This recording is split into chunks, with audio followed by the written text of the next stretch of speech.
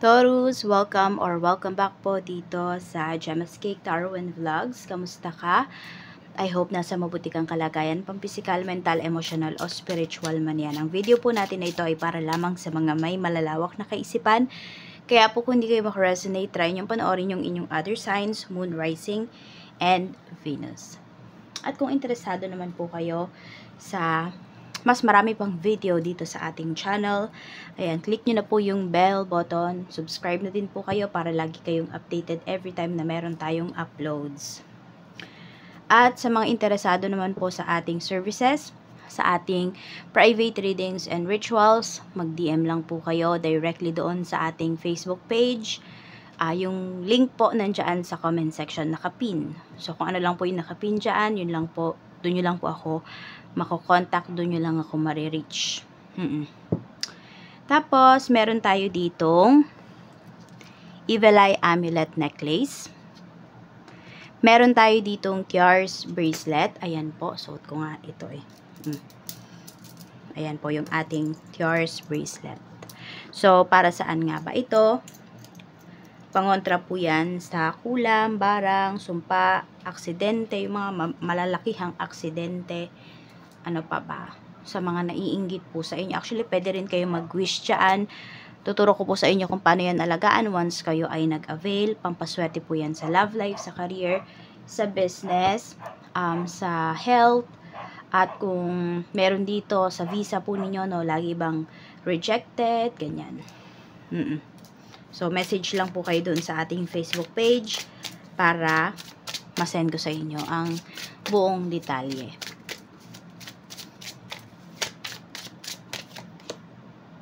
So, we have leadership.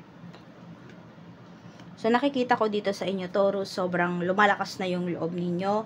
May mga bagay dito na pinangungunahan na po ninyo. Yan. Sabi nga dito, you're stepping into a road as a leader. You're ready. Once you accept and step into your power, your career will soar. Fear is holding you back from stepping out and being yourself. Pero karamihan po nga sa inyo, ayan, malakas na yung loob ninyo. Meron kayong mga pangarap, no, na tinutupad na po ninyo, na ginagawa nyo na ng action. Hindi na kayo nagpapadala dun sa takot ninyo or even sa sasabihin ng ibang tao. Hindi rin kayo natatakot na, o yung tipo ba na hindi mo sinasabi sa sarili mo na, oh, baka pag trinay ko to, mag-fail lang ako. Hindi. So, buo yung loob po ninyo dito. Whether ano man yung kalabasan nito, ayan, meron po kayong matututunan. Meron din ako nakikita rito na pwedeng nagpo-pursue po sa inyo. Para ine-encourage kayo, ganyan. Ayan po. Pwedeng ito ay asawa. Yan, asawang babae. It's either kayo ba yung ine-encourage ng asawa nyo or kayo yung nag-encourage sa kanya. Pwede rin po na ito ay nanay mo. So, marami po dito. Kayo ay meron ng pamilya ngayon. Kaya talaga, alam nyo, tinataasan nyo na yung inyong pangarap. Diba? Kumikilos kayo ngayon para dun sa pangarap nyo na yon. Hindi na lang para sa pangarap nyo sa sarili ninyo, kung hindi pati pangarap nyo sa family po ninyo. Tingnan natin pagdating naman sa kaperahan. Sa kaperahan, we have the Sun. Meron tayong Queen of Pentacles. Meron bang negosyo yung karamihan sa inyo dito? Ang nakikita ko is more on, ano siya, negosyo na parang pagtag-init, ganyan. Or nagagawa nyo yung product pag tag-init. So, pwedeng meron dito, tuyo, yung mga ganyan, mga dried foods, dried goods, ganyan yung nakikita ko rito. Yung tuyo, meron nga din dito pwedeng gumagawa ng bagoong, yung ganyan. Oo. So, pwedeng kayo ay nagsusupply. Meron dito, madami daw pera na pinapakita kasi dito eh. So, pwedeng bultuhan yung paggawa ninyo. Sabihin natin 3 to 6, 3 to 6 months or 3 months bago kayo makagawa ng products. Pero pag nagawa nyo naman na, ayun, ang dami naman pong benta. Dire-diretso na. So, marami po dito, no, sa business talaga uunlad. Ayan po. So, pwedeng ito yung inuumpisahan ninyo is pwede pong negosyo yan. Pwedeng hindi naman yan work, no? I mean, hindi yan yung magtatrabaho ka para sa ibang tao kung hindi po magnenegosyo yung iba sa inyo. Tignan natin. Meron ding pinapakita dito, pwedeng may palaisdaan. So, pwedeng yung mga hindi ninyo nabebenta na mga isda, ganun, pwede pong ginagawa ninyong tuyo. Or pwede nga may tinapa. Yan, gumagawa rin ng tinapa yung iba sa inyo rito. Pwede nga ang tinapa na in-export sa ibang bansa. Ganyan po.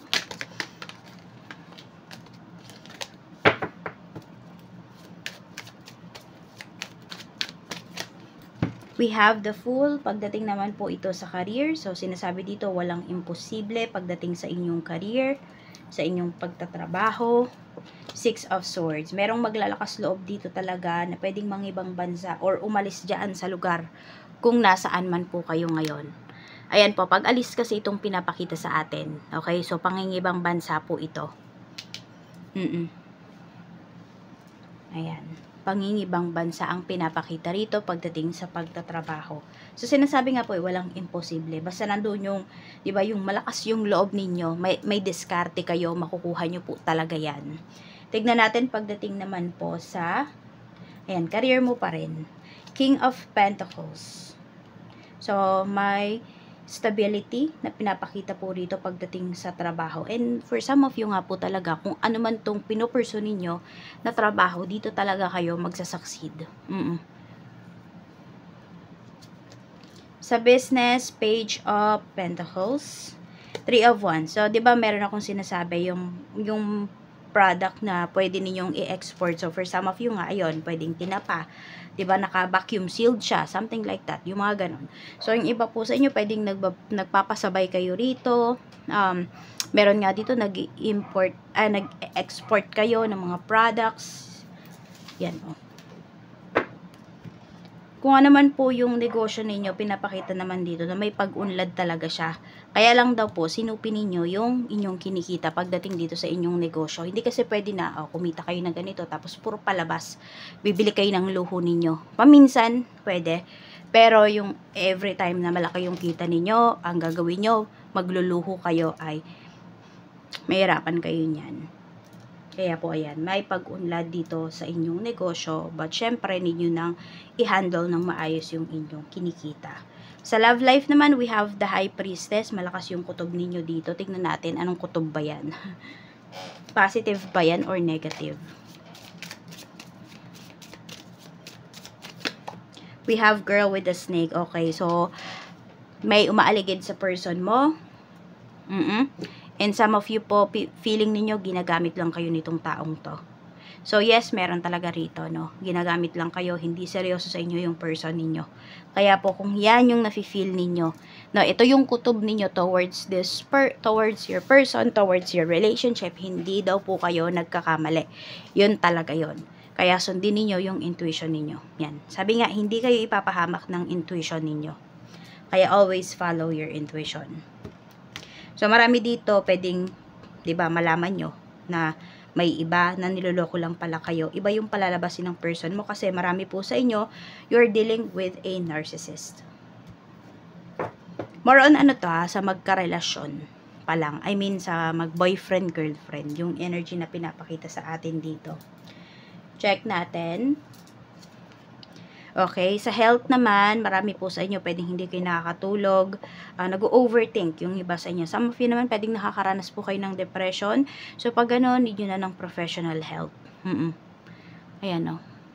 May insomnia din yung iba sa inyo dito. Baka hindi na tumatalab yung iniinom ninyong gamot. Tapos, meron din, nanginginig yung kamay. So, gano'n, pwedeng sa nerves yata yan if hindi ako nagkakamali, ano. Tapos, meron dito, parang lagi kayong giniginaw. Hindi ko alam kung may binat. Tignan natin. We have the Tower. Dapat mong pagtuunan ng pansin ngayon. Yung mga pagbabago talaga sa life mo. Tingnan mo kung yung mga pagbabago ba na yun, nakakabuti ba yun sa'yo? Or distraction lang ba yun sa'yo? May mga tao rin po dito na, ayan, ang lalala ng mga sinasabi sa'yo. pwede kang siraan. Some of you nga, kung ano man yung sinasabi na to sa'yo, pwedeng ano to sa career mo, pwedeng masira yung career mo dito. So, ingatan mo yung pangalan mo. Ipaglaban mo talaga yung pangalan mo rito. We have the Hanged Man. Dapat mong iwasan. Ayan, yung mga sinasacrifice mo para sa ibang tao. Okay, tignan mo yon kung ano ba, tama ba yung mga sinasacrifice mo or tama ba na isacrifice mo yung isang bagay na to para sa ikaluluwag ng ibang tao. So, tignan mo yon kung kanino ka ba nagsasacrifice, para kanino. Tama ba yon? Baka naman sobra-sobra na yung hinihiling nung taong ito sa'yo. So, ayan lang po, number 25 yung naririnig ko dito. So, pwedeng by August 25, may something na mangyayari sa inyo. It's either good or bad. Pero, syempre, we're hoping for the best, diba? So, tara, mag-wish ka. Taurus, ano yung gusto mong i-wish pagdating sa iyong kaperahan? Okay, sige na, mag-wish ka na.